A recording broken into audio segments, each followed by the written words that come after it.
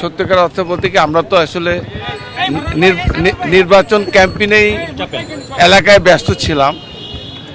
আমাদের সমস্ত প্রোগ্রাম বাতিল করে, বিশেষ করে আমাদের নাটোর আমার এলাকার জনগণ এবং আপনাদের পত্রিকা টেলিভিশনের বিভিন্ন মিডিয়ার মাধ্যমে আমরা জানতে পেরেছি ম্যাডামের শারীরিক অবস্থা। এই কারণে বিশেষ করে এলাকার মানুষের চাপেই বলতে পারেন আমরা আমাদের এলাকায় তার জন্য দোয়া মাহফিল কোরআন খানিতে শুরু করে সব কিছু করছিলাম। এই গতকালকে যখন শুনলাম যে খারাপ অবস্থা, এই জন্য আমি সমস্ত প্রোগ্রাম বাতিল করে ঢাকায় এভার কেয়ার হাসপাতালে ম্যাডামকে দেখার জন্য এসেছি।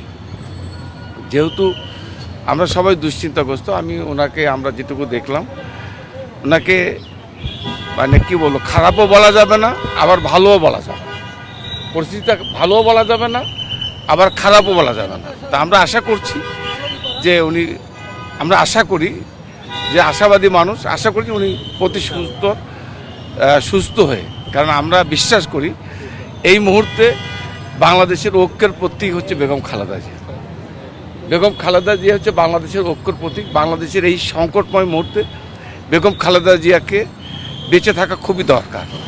এবং বাংলাদেশের মানুষ আজকে উনি অসুস্থ না হলে বুঝতাম না এদেশের মানুষ তাকে কতটুকু ভালোবাসে।